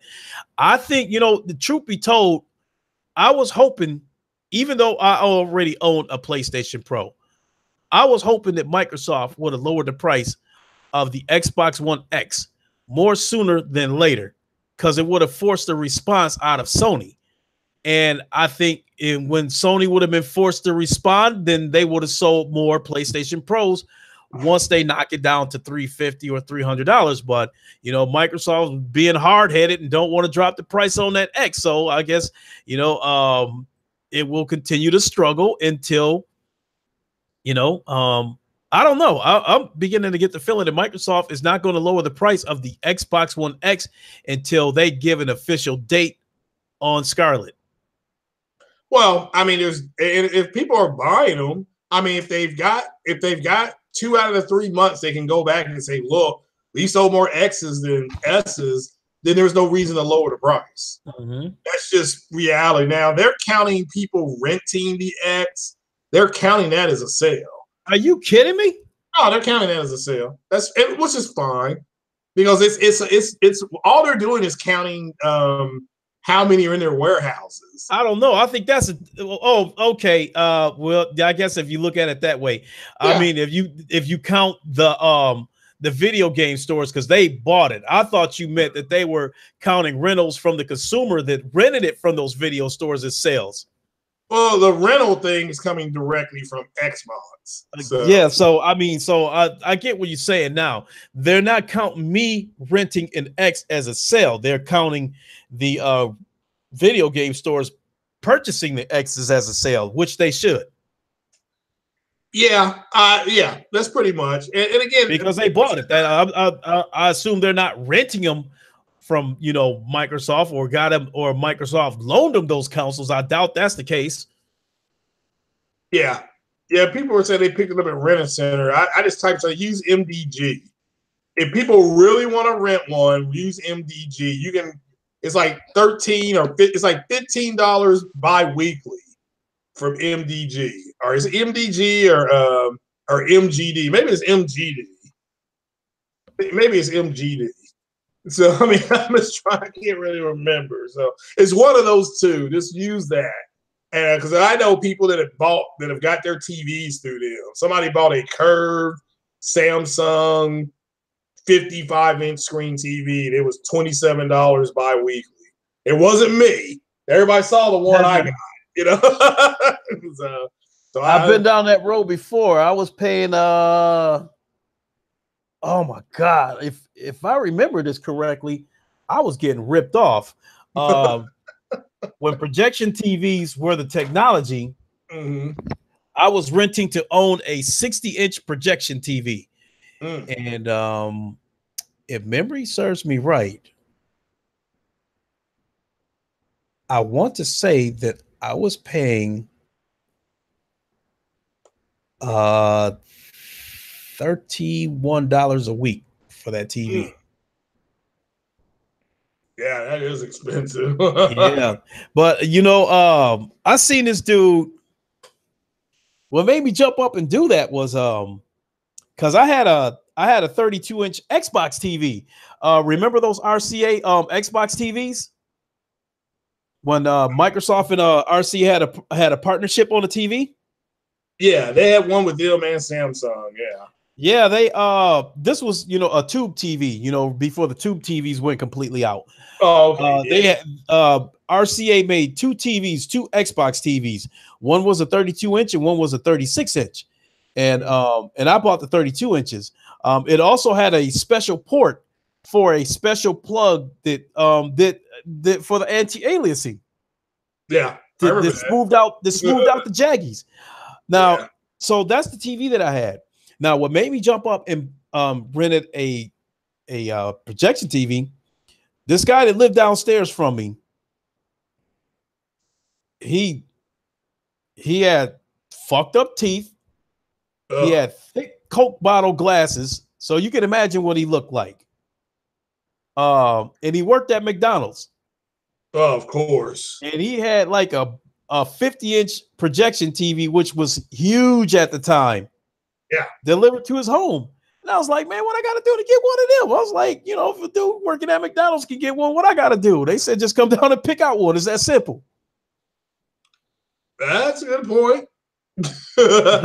That's what I did. And I was paying on that TV. I paid on that TV for about a year. Oh. Yeah, $30-something a week. Yeah, so when I stopped working at this company and I got my profit sharing check, I just went and bought one flat out and told them to come take their shit back. Oh, yeah. Yeah, I mean, I tell people that's why I always go up to I go to Best Buy and look at TVs for people, because it's like, well, look, you may not be able to get the best TV here, but you can get a real good one, for the price. That's why I tell people, I say these are the best TVs from $399 to $599. Then I'm like, and these are the best TVs from $600 to $899. Then I just call it the big bank. I'm like, here's the big bank TV, and that's anything over a G. So because people always that are looking, they'll never tell you how, and I never ask them how much you're willing to spend, because that's up to every individual. But I tell people for a decent one, At this point in time, you're going to be spending about $600 for a decent one, and not unless you can get it on sale. That's all I always say. Just always mark these TVs, circle them, and if you can find these TVs on sale during the holiday, buy it. I'm going to ask you a question that's going to put you on the spot. Okay. You do not have to answer it. Mm-hmm. But, you told us that your source is Luwafa. By God. So is there any information that you have right now, but you have to keep a lid on it until such a time? Yeah. Okay. I'll leave it at that. I won't pry. Because it may not be true. So okay. they will give you five. They'll say 5 things, and out of the 5 things, only one might be real. They're just really waiting to see if you're going to keep your mouth shut. And that's just kind of the way. It's just like with some of the movies and stuff like that. I already know some of the plots for the movies that are coming out next year. Like they're hardcore stoned in plots. I know the plot for Captain Marvel. I understand what it's really going to be about, and that trailer is misleading. Like all Marvel trailer, I'll just put it like that. The trailer is misleading. It's just they're just trying to show you all some of the people that are going to be in it, some of the main players that are going to be in it. That's all. That's all you saw. I mean, you didn't see the main villain in the trailer at all. You did and you didn't. But that's the way Marvel is. They use deceptive marketing. But yeah, somebody will give you information and then they'll say, well, you can't say anything. And it's like, they'll say they can say it's all true. And then they can call, then they can somebody can email and say none of it's true. It's just kind of like, what are you doing? So they're listening to see if you're going to say anything. But so far, the information I put out a few weeks ago, that's panning out. There's information out now that the Navi based GPU is already built in the AMD lab. That backs up what the type performance possibly is coming. Now I know what I got told. That's what I put in my chat, not my that description. I'm like, there's what you can expect based on what I was told. So I don't know what those games are going to look like, but you can look up that GPU, you can look up the performance on some of the games, and that's what to expect. So whatever that's doing, and everybody's got to remember, AMD got 4K native 30 FPS locked, no up and down, no dips, no nothing, with 7.4 T-flops. So if they're wanting to do better performance, like you were mentioning earlier, before I even came on, which is correct, then how much more are they gonna have to put into that? Because there's your baseline for 4K native. But yeah, there's still some more stuff like I said. I mean, I said earlier that both consoles are going to do a lot of the same things, but Sony's console is going to perform better based on what I know about both consoles. But that again, it could be they could fabricate a different console, because what Sony's more interested in doing is what Naughty Dog wants, and Sucker Punch and Gorilla and Santa Monica and Ben. They have the final say on what they want to do. They don't give a damn about Ubisoft and Rockstar. They're just going to build. They have to deal with what they got. Sony's more concerned with their first party studios, as they should be. So you always go to your star player to see what they think before you before you take on outsiders. So bye, Vieira. Hopefully I hear from you. We'll see you later, Vieira. Thanks for stopping by. I appreciate it. So yeah. Hey, same thing, Jamal Adams. Thanks for stopping by. I appreciate it.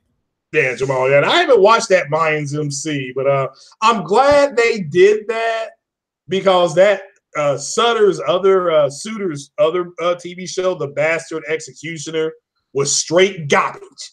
garbage. I mean, so I'm glad he was able to get back in and do my MC. So okay. That was something. Oh, what I was gonna say was right now, I would probably say the information you get from Luwafa, Foxy have probably been my biggest sources, of information regarding the next generation.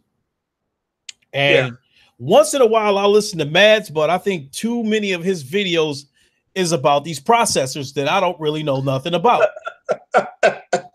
It's like, he puts these videos out like the processors, the only part of a computer or a console that exists.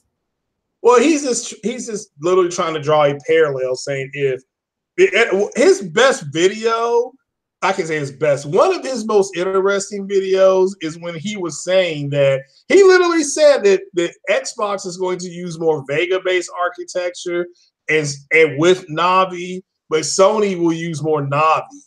I mean, that was actually one of the better people in because what cracks me up is the comment section. People were mad. Like the Xbox people were mad as hell. I remember just saying, "Look, they're going to do pretty much that shit. That shit is flying right over my head. That shit is flying right over my head. I don't know the difference between Vega and Navi. And as far as the Xbox people goes, they don't even play goddamn games. So how the fuck they know what architecture is going to be used in what console? Well, it's not. They could both be Vega based. So, I mean, which is the next generation up, because right now, whatever AMD was in, their next line to compete, because NVIDIA has got the 1050, the 1060, the 1070, the 1080 Ti. Though that's kind of their main staple of horses. Of course, they're coming out with the 2080. That's the one that costs like $1,500. Everybody's been talking about. So AMD has created GPUs that give you similar performance, not the same, not better. Let me make this clear. It's just similar performance. That's the Vega line. The next step up is Navi, but Navi is going to be more expensive than Vega. But if it's an APU, which that's what Sony uses, that's what Microsoft uses. In theory, the Navi architecture is going to process things a lot faster than the Vega architecture because it's newer. Now, that doesn't mean the Vega architecture is trash. It just means this is a newer architecture. It's like somebody building a motorcycle and they have a 700 in there, and then somebody puts a 750. They're both going to run, if they're both going 50 yards, they may be the same. But if they have to go another 50 yards, the 750 is going to do what? It's going to pull away. So, and I would never know that because, like I said, I don't know anything about that stuff. Uncle Bumpy, what's up? Ray. And it may not be that. It's not, to me, it's not a huge deal. It's just people are, I don't know why it's a big deal. It's almost like you do have people wanting to be able to say, well, the PlayStation 5 is going to be more powerful than the new Xbox and vice versa. But when you look at it right now, the Xbox X is more powerful, yet it ain't selling as well as the PlayStation. What's the most talked about games this year have not been on the Xbox. It hasn't. Horizon 4 or Forza 4, fine. That's it. But everybody else has talked about Detroit, God of War, Spider-Man. Those have been your 3 Trinity games this year. That may change next year. But then you got 3 more big hitters, that are at least on the horizon for Sony, possibly 4 with Days Gone. So, and Microsoft, they not hitting on shit. They're talking about Anthem, which is a multi-plat. They will look and run better on PC. They talking about, I'm buying Metro, but again, that's a multi-plat game. So, but I just think there are some people, and everybody's got to keep it 100%. They want to be able to say that this is more powerful, which to me makes no sense. When it comes to PC, it's all about the performance. You can have a more powerful PC, but I may get better performance. Microsoft started that narrative in the first place, acting like, some of these third-party games are exclusive to the Xbox by, showing stuff like Anthem at E3 and was, and kind of touting it like it was some kind of, Microsoft exclusive or time exclusive or whatever. So, yeah, the original Xbox was the most powerful console made. That's what makes me laugh, and then you go to the PlayStation 3 because the OG Xbox was more powerful than the PS1 and 2 combined. The PS3 was more powerful than the Xbox 360. Mm-hmm. That's why they did. And then the PS4 was more powerful than the Xbox Mm-hmm. One. But the Xbox One with that ES RAM or SRAM, whatever they had on it, that's actually faster. That's why you could say Xbox go to TV and it would just do it instantly. It wouldn't have to sit up there and load for 6 to 10 seconds. It just did it. That RAM was working on it. So, it's like right now they have more RAM. So if you play Assassin's Creed Odyssey on the PS4 Pro, when you use something, I forgot what it's called, your screen will go black like it does in all the other Assassin's Creed. All right, that's just kind of the way Assassin's Creed's always played, but on the Xbox, it doesn't do that. It's just like I was saying about Madden. The game, when the game's in motion, Madden is running at 60 frames per second on the Pro. But the cutscenes and stuff like that, that's at 30. The Xbox runs that game at 60 all the time. Mm-hmm. So even the cutscenes. So that's just because it's got more RAM. Uh-huh. So at the end of the day, that's why I'm thinking, well, the PS5 in theory needs to have 12 to 16, whatever of RAM, gigs of RAM. So because 2 of that's going to have to run the OS. So that's bam, 2's gone. So now you have 14 left to this for gaming. So it will have to wait and see. I would like to think that they are probably going to meet those requirements because I'd like to think that a good portion of that RAM is going to be allocated to the VR. Yeah, and that's another thing with VR. It needs more. It needs more memory to get it where they need it to go. So hopefully that's what they end up doing. With that said, they may not. They may get everything to work with 12 gigs of RAM. I mean, that's at the end of the day. That's because you're going for performance. Horizon Zero Dawn is your best looking game this generation. It's the reason why Digital Foundry gave it all those technical awards and it won all those Golden Joystick awards when it came out. There's a reason why, So best use of HDR, Horizon Zero Dawn. They will say the best. They say HDR. This is the best use of HDR since Horizon Zero Dawn. There's a reason why they're saying that, because Horizon Zero Dawn is the best looking game this gen. There's nothing against The Witcher. I think The Witcher looks fantastic too. But yeah, I just think that there's a group of people who are interested, because even Lou Waffle has said, why are people this interested in specs? I'm going to beg to differ and say that Detroit Become Human is the best looking game I've ever seen. That's perfectly fine. Detroit's on a rail, so it only goes certain places, right? But Horizon's open world, so that's what makes it impressive that it looks that good in this open world.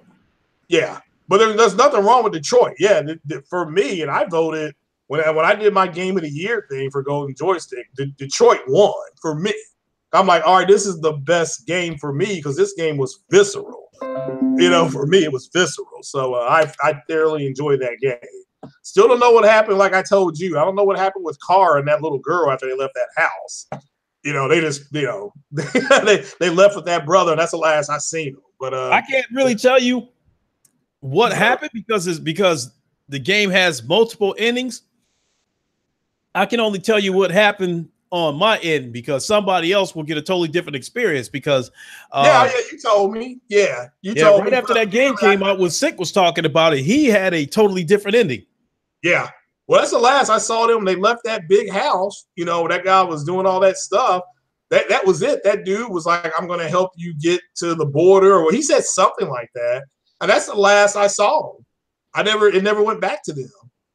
So it just went on with Marcus and all that, and I thoroughly enjoyed it. Like I said, the most visceral scene to me was the robots walking down the street. Because if you chose what was on the left side, that's everything that Martin Luther King has said at one point. If you chose the right side, because you only had two choices, left shoulder, right shoulder. If you bumped to the right side, that's what Malcolm X was saying. Mm-hmm. So, I mean, again, it was right out of that. I was just like, Jesus, they really, really went there with this game, So that was my game of the year because it was the most ambitious. But if somebody wants to say Spider-Man, he got no argument for me. None. Honestly, I think God of War is probably going to end up being game of the year. No argument. Great. I think it's going to come down to 3 games, and it's either going to be Spider-Man, God of War, or people are going to think I'm crazy for saying this, Astrobot. Well, Astrobot will probably win top VR game. Yeah, but I think it's a dark horse. It could still have a chance to win overall. It wasn't nominated for Golden Joystick, but that doesn't mean it can't win something else. It's definitely going to win something. I think it definitely took the VR world by storm. Yeah, I think it pulls the upset and gets best VR game overall. I think the game you stream, Firewall, will get top VR shooter. Oh, without question. Yeah, but I think Astrobot will get top VR game. So, I mean, because it was everybody that's played it has loved it. I'll be ready to wrap this up here shortly. Yeah. I still got to eat, and I still want to, jump on this PlayStation before I go to bed. But one thing I want to ask you before we wrap this up, because Sick touched on this earlier, but I understand the Tomb Raider game is already discounted, and it hasn't barely been out a month yet or something. Yeah, I think it's 1 month a week ago or something like that. So what are you making them having to knock the price down this early? Bad sales shocked the hell out of me. I put that on Twitter. Like, I'm very disappointed in that exclusive Xbox game. So, do you think sales struggled because it coming out around the time that Black Ops did, or do you think sales struggled because it reflected what kind of game it is? I just think both. I think overall, I've liked the reboot, but overall, it's being met with negative connotations. I mean, they literally said people are complaining, well, she doesn't have the double guns, and it's like, well, the double guns are iconic to a different type of Lara Croft. So, and this Lara Croft's not going to do that. They clearly wanted to use arrow, the arrow, and things like that. So bow and arrow. So I've said before, I'm disappointed in the sales. I mean, I think the games have been good. Okay, I don't think it's been great. I think it's been good. I think some set pieces are better than Uncharted. Some of the set, but overall, Uncharted is just a better game. Uncharted came and surpassed that game. So 3 hours of gameplay for $8, that's not bad. It's not bad DLC for $8. So that's not bad. I may pick that up. What's $8? The Spider-Man DLC, the heist came out today. So I thought that thing was supposed to have been $25. That's for all three. Okay. Yeah. Yeah, you get all 3 of them. Because according to the headline on Young Ye's video, he felt like the heist DLC didn't justify the price tag. Well, I mean, if it's $24 for 4 hours, 3.5 to 4 hours, yeah, I agree with him. But you can buy it singular, because if you bought the base Spider-Man game, and that's like 80%, we didn't get DLC, because I'm like, well, I'm not going to buy DLC until I actually play the game. And boy, oh boy, after I fought Wilson Fisk in the first 40 minutes of that game, I'm like, man, I'm going to want DLC. I mean, that's the first thing that came out of my mouth. Mm-hmm. You know, so yeah, like Uncle Bubby said, yeah, $8. It reminds me of the Mass Effect games. They had 2 short DLCs with what was the name of it? Mass Effect 2, where you picked up Kasumi Goto, and then you picked up I can see his face, but I can't remember his name. Zaid Masani. Those when they first came out, those were $8 DLCs, and they were short. You know, it added a little bit to the game, but overall, it was just more aesthetic. You know, and you got to play with the characters. You can put them in your group. But yeah, I may pick that up. It's $8. I can afford that. Okay. I may go down. So going back to touching on this Tomb Raider thing one last time.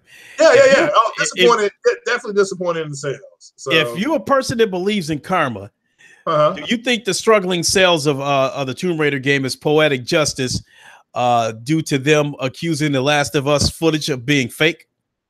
That probably doesn't help them professionally. I just think that people didn't react well to that game. The game came out a week after Spider-Man, and so they found those last 2 Tomb Raider games in bad spots. The other one came out same night as Fallout 4 did, and Fallout 4 wasn't a great game, but you knew it was going to outsell Tomb Raider. Mm-hmm. Because Fallout 3 is considered a classic game. I mean, it won over 100 awards. So it's like, well, why are you going up against its sequel? So it's unfortunate. I thought Tomb Raider was a good game. It's a great looking game. I've been playing that on the Xbox. Like I said, I'm stuck in one of the tombs. And like I said, it's unfortunate that it went out like this. It had so much promise. And it went out like this. A lot of people are still mad that it was 1 year on the Xbox from Rise of the Tomb Raider. That game was born on PlayStation.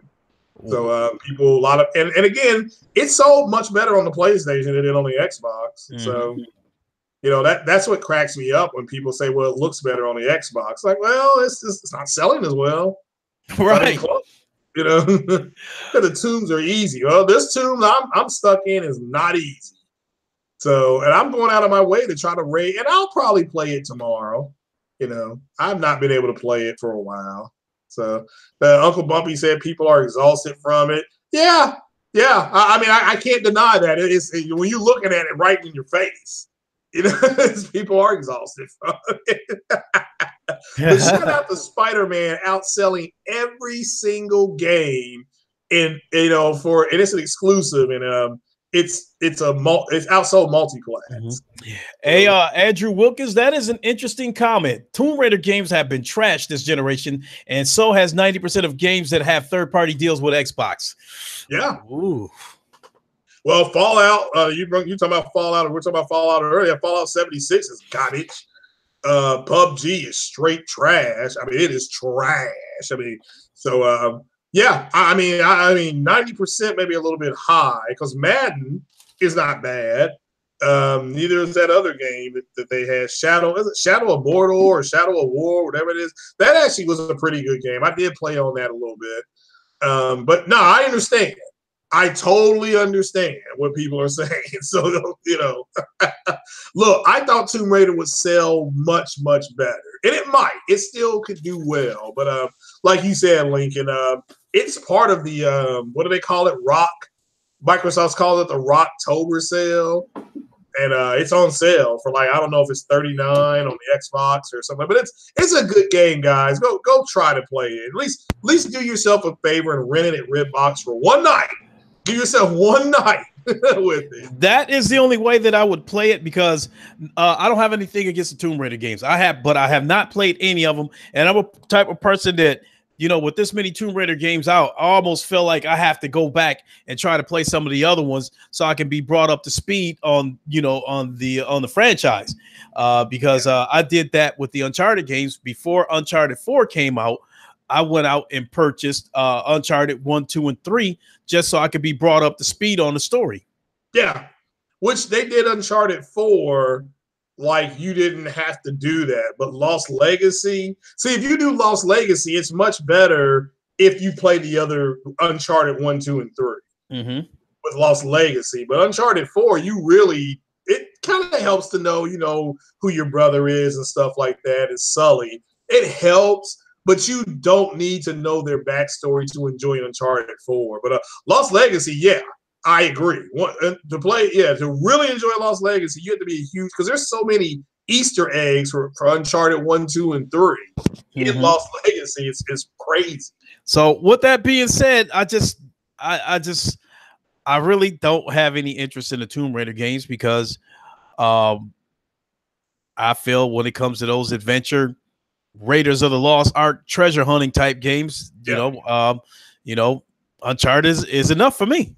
No, and I understand. Uncharted is a better game. Same thing with first-person shooter games. It's only so many first-person shooter games that a person is going to play. They're not going to just jump up and play every single first-person shooter game that comes out. They have their top 1, 2, 3 first-person shooter games that they're going to play, and probably might stick with those. I don't disagree. Yeah, I mean, it's just like the games Far Cry and Just Cause. Far Cry is a better game than Just Cause, but Just Cause does have some pretty cool stuff, and it's the same with Tomb Raider. Uncharted's a better game, but Tomb Raider does have some pretty cool stuff, and it sucks that it did not work out for it. Part of that I do think is animosity that when Uncharted 4 was coming out or was out, and Microsoft bought Tomb Raider for however long they had it, a year or whatever. That really did hurt the momentum that it had coming out from the first Tomb Raider reboot, which was good. Everybody that I know liked the first one. So, but I just think people soured on it because of because of what happened. So it sucks. It sucks that for them. I feel bad for them, because now they've got all this negative energy, and they're trying to make an Avengers game. I think Square is trying to make an Avengers game. So, and now they got this negative energy coming out of Tomb Raider. So it sucks. Mm-hmm. Who knows? Maybe Sony buys them. Yeah. We'll see. Well, my friend, it's been about 2 hours. I'm ready to wrap this up. But before we go, I just want to say, Ian, we'll catch you later. Thanks for stopping by. Oh, yeah. Uncle Bumpy wants to know, when's your next Porch Life podcast? I was going to do one tonight, but I'm tired. But I got a bunch of people online on that Twitter wants me to be their Huckleberry. So I may muster up enough energy, but I'm doubting it. I'll probably the podcast I'm doing with the Aeratron on Friday, that'll be more of a Porch Light podcast. So hopefully everybody can join us then. If you're out for dinner or listen to it on the playback, to come on through. But yeah, I need to do another Porch Light. I may try to get some subject together next. I may do a UFO Porch Light tomorrow. Okay.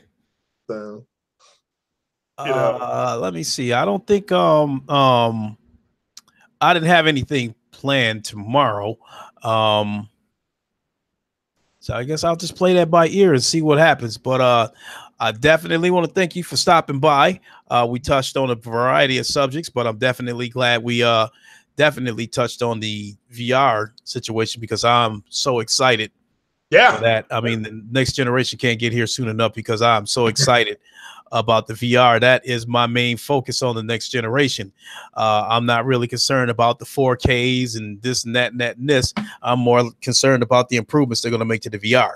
But, yeah, and that's great. I mean, I think it's really good that people are excited about it, and hopefully Sony delivers. I mean, I know they're spending a shit ton of money on R&D to get it. So, yeah, I see you, cool. I'm hiding from Halo Storm. Nope. Matter of fact, I don't even think he's subbed anymore.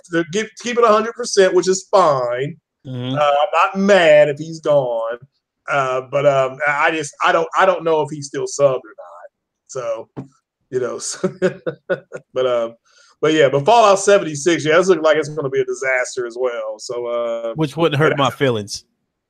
Yeah, it wouldn't hurt my feelings if he doesn't come back around. At least You know, Oh, that's just I'm also speaking of the Fallout 76. If that falls flat on his face, that wouldn't hurt my feelings either. Wouldn't hurt my feelings either. Yeah, I mean, when they said, "Oh my God, another Fallout game, cool," because I'm a Fallout fan. They're like, "Oh, you always have to be online." Oh well, this is going to be garbage.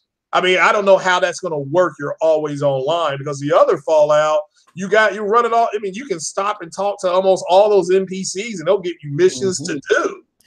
You know, if the game if before we leave, if Fallout 76 flops, yeah, it could hasten Bethesda's, it could kick them in the ass and make them want to hurry up and get this game in VR so they can try to recover some of that money. Possibly, it may push them to bring Wolfenstein earlier too. Because realistically, if this game, Fallout 76, if this game does not have a multiplayer mode to it, I would probably suspect that this game, even across all platforms, probably won't do more than 8 million. Yeah, which is not bad. With that being said, if the game flops and it only does 1 million, 2 million, something like that, that could be motivation for them to hurry up and get this game on the PlayStation VR. True. Where it probably has the potential to gain, it would be exposed to a user base of 3 million. So it would have a potential for them to get some of their money back. I don't disagree. I don't disagree.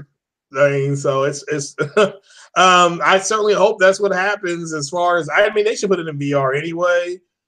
So let's hope they do. But I just don't understand when they were kicking this idea around. It's like, all right, you already have Elder Scrolls online all the time. That game is successful. The other one, Rainbow Six Siege. I mean, that's I don't think that's not. Oh no, that's not even them. I'm sorry, that's Ubi. But they have an always online game. It's just, to me, Fallout and then Wolfenstein needs to be offline shit. So, but yeah, then they have another game coming out, Raise or Rock. It was something like that. Maybe that game will turn out good. So, but yeah, they just gotta. I certainly hope it doesn't flop. That's all. Because Bethesda is one of my favorite studios. I like their Wolfenstein games since back in the day. I've liked their, Fallout games. I like their, I don't like New Vegas, but the Skyrim game, I love Skyrim. I loved Oblivion. I'm playing Oblivion right now, back compact. Oh, you know what? I forgot that they have a Wolfenstein mode in VR. Oh, I didn't know that. So yeah, it's I can't remember exactly what it's called, but yeah, they do have like a Wolfenstein in VR. It's not anything like the Wolfenstein game itself, but it is definitely a Wolfenstein game in VR. So with that being said, they must see that there's some kind of market for VR, because now that they've got Skyrim in VR, they've got Doom in VR. So they definitely see some kind of market in it. So with that being said, that's very well possible that yes, somewhere down the line, we could see Fallout 76 in VR. Yeah. And you're just bringing up Doom. My God. I mean, that game goes all the way back to what, PS1, PS2. And I know on PC, my God, we would spend, we would get home on Friday nights, not even go out, play Doom, So yeah, that was a huge game on PC with the little joystick, and then you have the you would have this is when you could play you could hit the space bar. That could be your that was your gun on Doom, So yeah, Jamal King said he's still playing Assassin's Creed. Yeah, Assassin's Creed Odyssey's got so much to do that you can stay in one area for days just doing stuff. So yeah. Fun game. They're thoroughly enjoyable. Well, so, cool. Yeah. All right, my friend, let's go ahead and close shop. I need to eat and then jump on the VR. I definitely want to get something in before the night is over. I definitely want to play something before the night is over. I don't know if I'll stream it or not, but I definitely want to get something in before I go to bed. With that being said, man, go ahead and shout yourself out. Oh, what's up, man? Well, I appreciate everybody being here. Hit that like button for my man Lincoln Clay. It's the Messiah. Then, yeah, join me. I may do a porch light tomorrow night, And but look for me on Friday with special guest Vieira Tron if things work out for some spooky ghost stories. Coming up on the 26th. All right, that is what's up. I will definitely have my keep my eye open for that podcast with Vieira Tron. It'll definitely be something different. And I look forward to checking that podcast out. With that being said, thanks everybody for tuning in. Hit the like button. You know the rule. Give it a like button if you happen to catch the replay. Lock the door on your way out. I want to thank everybody for visiting Wakanda and for my guest, Craig Harris. Thank you so much for popping by. I really appreciate it. It added a lot of life and extended this podcast tremendously. Thanks again, my friend. No problem. Thanks for having me. Yep, without a doubt. So that's going to do it for us, folks.